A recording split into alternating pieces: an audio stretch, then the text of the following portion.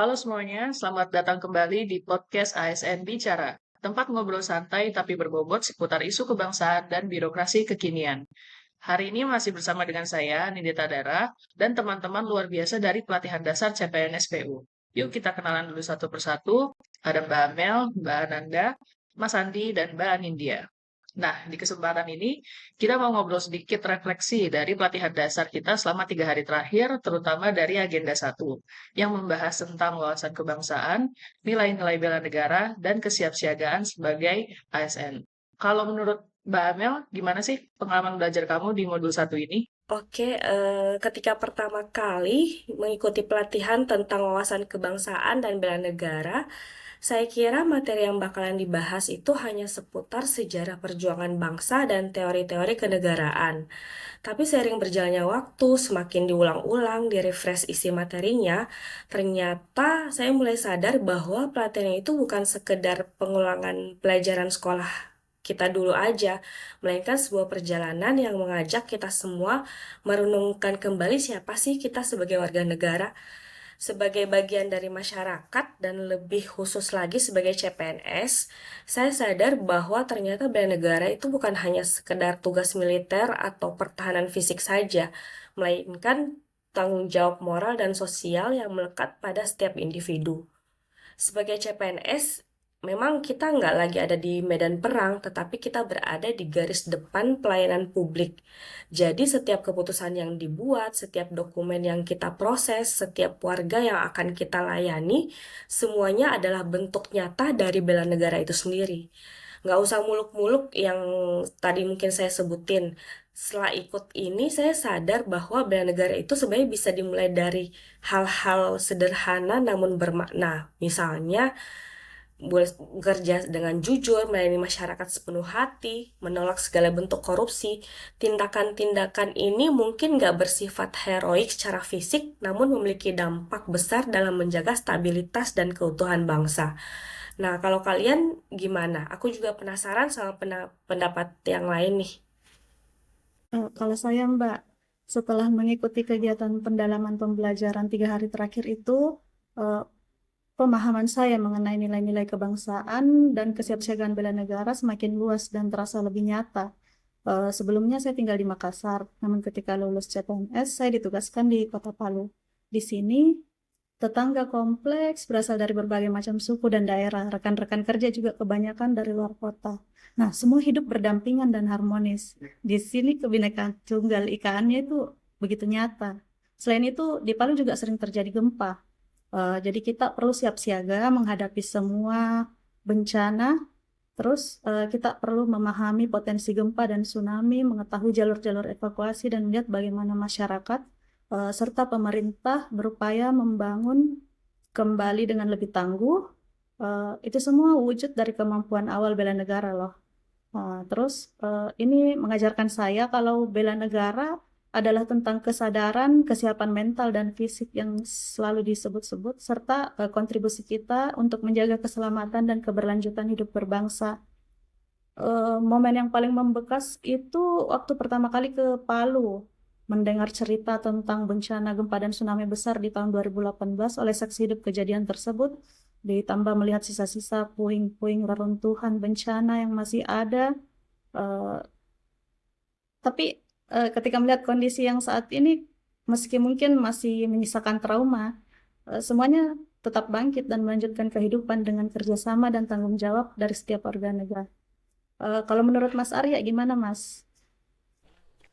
Ya, kalau dari saya sendiri setelah belajar tentang wawasan kebangsaan ya dan kesiapsiagaan bela negara, Saya merasa sebagai CPNS justru peran saya adalah membela negara lewat cara yang lebih sederhana, tapi harus tetap berdampak, memberikan pelayanan yang jujur, profesional, dan bermanfaat buat masyarakat.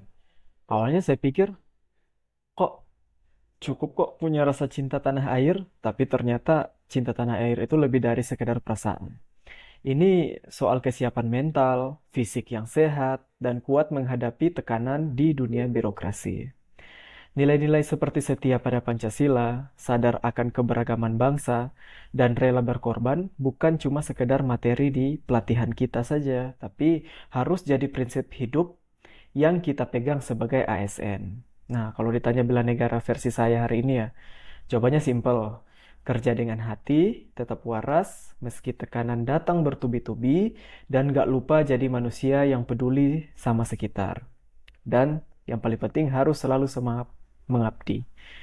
Nah, kalau dari Mbak Host sendiri gimana nih pendapatnya? Nah, kalau dari saya sendiri sih, setelah mempelajari agenda satu ya, cara pandang saya sebenarnya lumayan terupdate dalam menumbuhkan rasa cinta tanah air. Karena rasanya tuh kayak merefresh kembali apa-apa aja yang pernah dipelajari dulu semasa sekolah. Jadi saya merasa aware kembali bahwa wawasan kebangsaan dan bela negara itu penting dipahami karena menjadi fondasi sikap, cara pandang, dan perilaku ASN dalam menjaga keutuhan NKRI.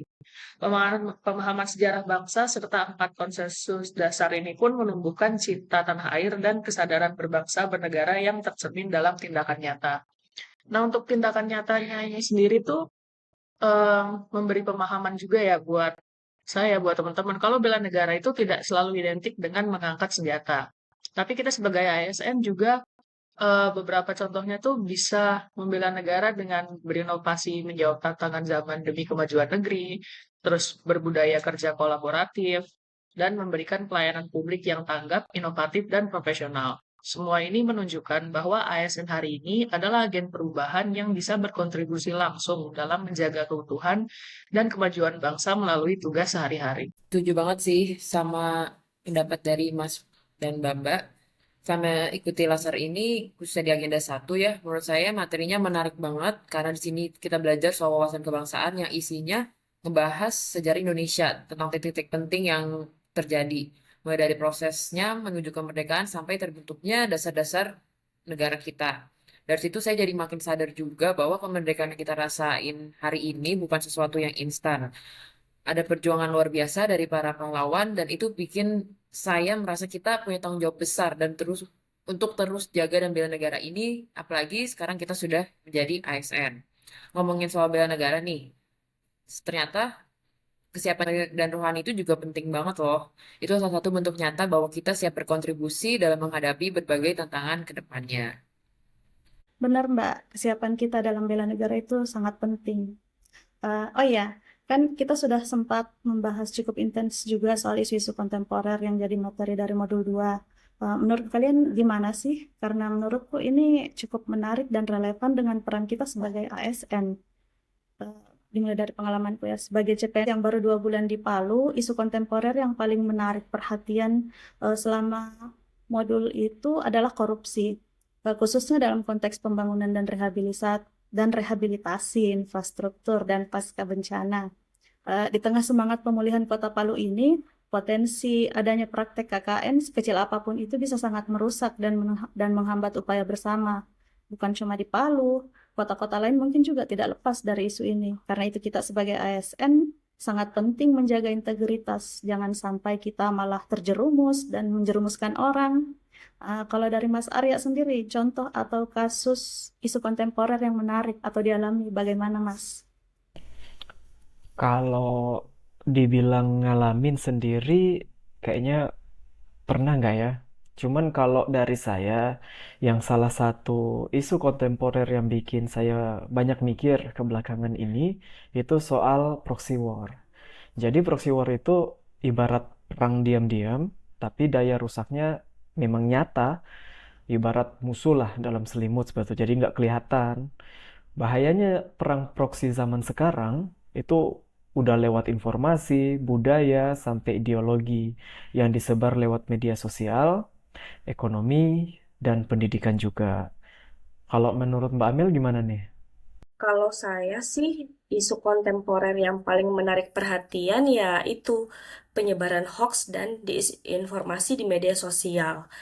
Isu ini tuh bukan hanya soal teknologi atau komunikasi, tetapi menyentuh langsung pada ketahanan nasional, persatuan bangsa, dan integritas pelayanan publik. Saya sadar bahwa di era digital ini, ancaman terhadap nasionalisme tidak selalu datang dari luar, tapi bisa muncul dari dalam lewat narasi-narasi yang memecah belah dan melemahkan kepercayaan masyarakat terhadap negara.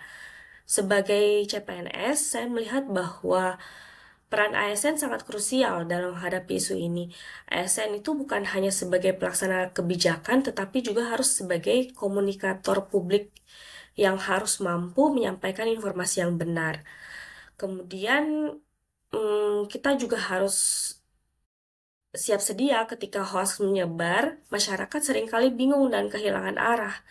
Disinilah ASN harus hadir sebagai sumber informasi yang dapat dipercaya sekaligus sebagai penjaga nilai-nilai kebangsaan yang menyejukkan dan menyatukan.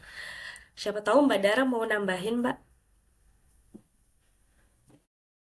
Nah, iya nih, benar juga tuh. Kebetulan kan kemarin kita juga ngebahas ya di episode podcast yang sebelumnya soal hoax AI. Kan kita udah sepakat nih bahwa perubahan lingkungan dan kemunculan hoax AI ini bukanlah hal kecil, karena dia bisa menjadi tantangan kebangsaan masa kini. Sehingga respon kita sebagai ASN juga nggak bisa setengah hati, agar bisa mengubah hal ini menjadi peluang memperkuat literasi digital bangsa. Pemahaman ini juga nantinya tuh bisa membentuk etika, integritas, serta ketangguhan fisik dan mental yang dibutuhkan dalam menjalankan tugas sehari-hari.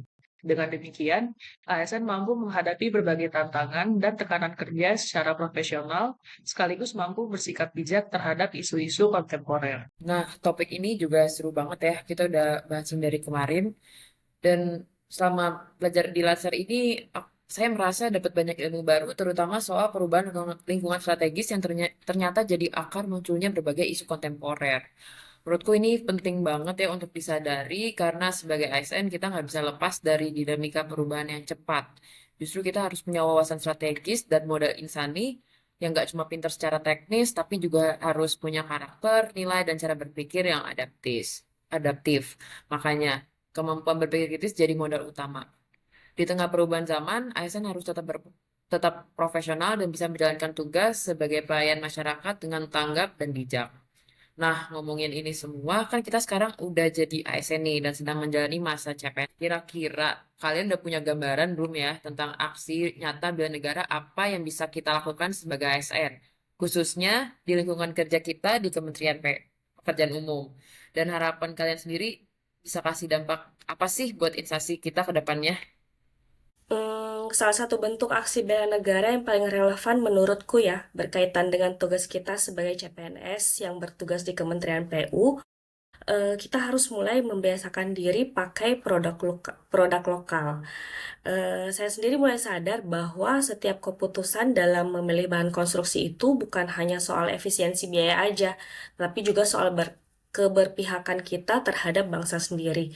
Ketika kita memilih semen, baja, keramik, atau cat produksi lokal, kita tidak hanya mendukung industri nasional, tetapi juga memperkuat ketahanan ekonomi dan membuka lapangan kerja bagi sesama anak bangsa. Nah, ini bukan sekedar soal ekonomi aja, tetapi soal identitas dan kemandirian bangsa. Ketika kita bergantung pada produk asing, kita secara tidak langsung melemahkan potensi bangsa sendiri. Sebaliknya, ketika kita percaya dan menggunakan hasil karya anak bangsa, kita sedang membangun fondasi kedaulatan dari bawah. Nah, saya rasa produk dalam negeri juga nggak kalah kualitasnya dengan produk impor kok.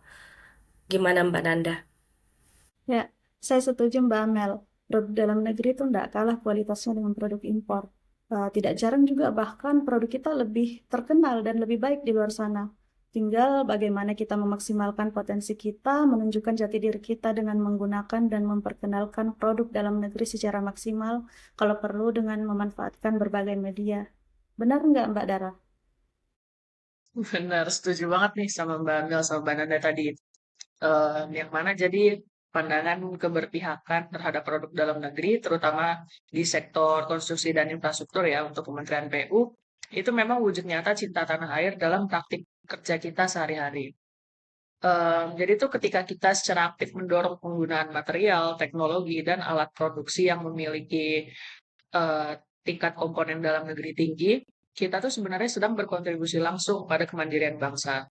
Untuk Kementerian PU sendiri, ini adalah langkah strategis agar kita tidak hanya membangun fisik infrastrukturnya saja, tapi juga membangun kemandirian bangsa dari fondasi yang paling dasar.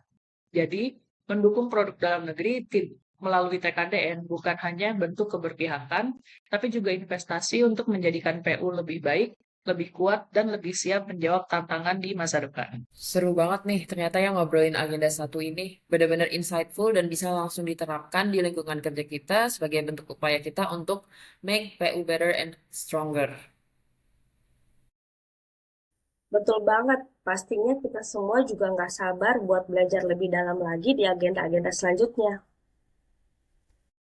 Bener. Jadi so far seru banget sih. Apalagi kalau diskusinya kayak gini. Oke deh, terima kasih teman-teman semua karena waktunya udah hampir habis. Kita tutup dulu sesi kali ini dan sampai ketemu lagi di episode berikutnya. CPNSPU Sigap Sigap membangun Gak negeri negeri membangun untuk negeri rakyat. untuk rakyat. rakyat. Sampai ketemu lagi. Terima kasih. Terima kasih.